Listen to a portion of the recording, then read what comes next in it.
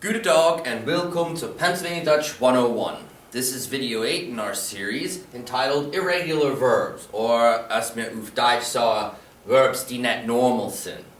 In video 7, we covered the conjugation of verbs. So this is building on video 7. If you have not seen the previous videos in this series, I highly recommend you go back and watch those before jumping into this video. So, laat ons maken. Verbs and conjugation. As I just mentioned in our last video, video 7, we learned that all rules in Pennsylvania Dutch have to conjugate.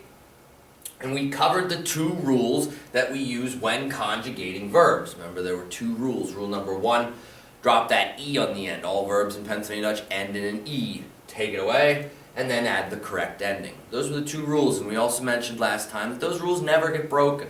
Okay? There are times where you're going to run into what we call irregular verbs. And we have them in English as well. We'll talk about that here in a minute. Irregular verbs are exactly what they say. They're not normal. Okay? So let's take an in-depth look at some of these today. There are some verbs in English that do not follow normal conjugation rules. The one that always comes to mind is probably the most irregular verb in English, and that's to be. Okay? We can always shout out our line from Hamlet, but when you think about it, this verb changes drastically when it gets conjugated. Think about it. I am, you are, he is, we are. Not one of these conjugated forms of to be look anything like the original infinitive to be. They totally change. This is a prime example of an irregular verb in English. Okay? It conjugates, but it doesn't follow any normal rules. It plays by its own rules. And that's what we're going to find out is the case with irregular verbs. They conjugate, but they don't necessarily do what other verbs normally do when they conjugate. So, to be an irregular verb in English. In Pennsylvania Dutch, as in English, there are irregular verbs. Are there a lot? There's some.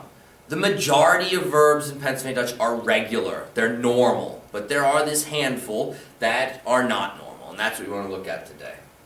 Okay? Again, these guys, these irregulars, don't follow the normal rules, so their conjugations should be memorized. And that's important. Okay? These verbs, you can't just learn and stick to the old two rules. You have to literally memorize exactly how these verbs conjugate because they are weird. Okay? So, the ones, especially the ones that we're going to look at today, these are what I consider the most important irregular verbs that you need to know. Okay? And here's number 1, and I would venture to say, between this and the next verb we're going to look at, they are the two most used verbs in Pennsylvania Dutch. So, they're super important. Let's start with hebben. Hebben. Hebben. To have. Okay? If you notice in our conjugation table, I have it conjugated for us. All of the forms start with an H, but none of them stick to anywhere near the original spelling. So let's take a look at that. Hebben conjugates for ich to hab. Hab. Hab. Ich hab. Du hast. Hast. Hast. Du hast. Sie und es hat. Hat. Hat. Hat. Don't say hot. I know as English speakers we want to say that, but don't. Mir, hen. Hen. Hen. Mir, hen. Dir, het. Het. Het. Dir, het. And sie, hen. Same as mir, hen. So, for habe, ich hab, du hast, sie es hat, mir hen, dir het, sie hen. Okay? Second most important verb in Pennsylvania Dutch is sigh. Sigh. Sigh. And that is to be. Important verb. We use it a lot. Again, this is one that is really irregular. Just like to be is in English, it is also extremely irregular in Pennsylvania Dutch. And you can notice right away, especially in the singular columns, it really changes its spelling. So, let's take a look at this one. Sei conjugates for ich as bin. Bin. bin. And we've been using that already. Ich bin 32 Jahre alt. Think back to the previous video when we did numbers. I am 32 years old. So you've been using this verb already. We use this form too already. Du bist. Bist. Bist. You are. Think back to wie bist du? How are you? Sie und es ist. Ist. Ist. Ist. Mir sind. Sind. Sind. Dir side. Side. Side. And sie sind. Sind. Sind. So, ich bin, du bist, ist, mir sind, dir seid, sie sind. Okay? That is a super important verb to learn. So, memorize that, baby. Our next verb that is irregular, gria. Gria. Gria. And gria means to get. This one isn't crazy irregular like some of the other ones, but it does change spelling, especially in the singular column. So gria conjugates for ich as grick, grick, grick. For du, grickst, grickst, grickst. Sie und es, grickt, grickt, grickt. For mir, gria, gria, gria. Dir, griegt, griegt, griegt.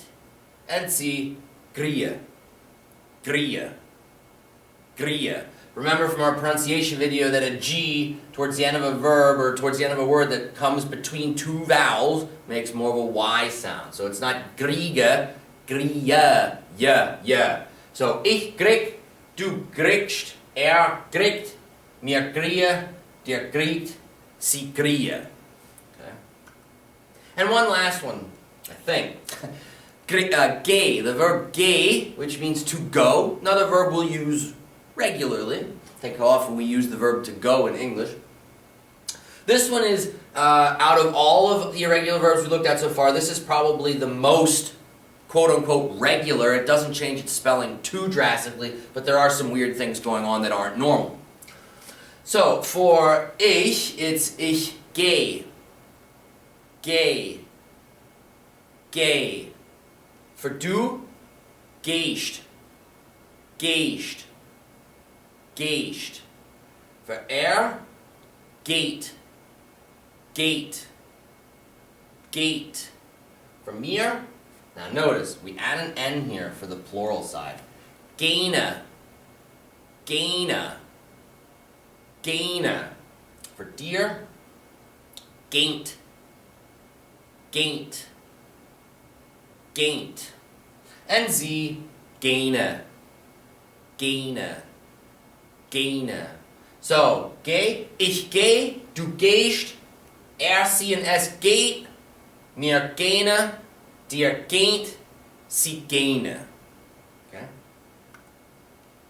Now, as you can see, then we've gone through just 4 irregular verbs. These 4 irregular verbs and their conjugations are different from the previously stated videos. I said at the beginning of the video, you just have to memorize these verbs. I would seriously recommend when you're done with this video, rewind or jot them down and then spend some time just going around saying and conjugating these verbs. Especially, and I cannot stress this enough, habe and sei. We will be using those so much, and the sooner you have them memorized, the faster things will be in the future for you.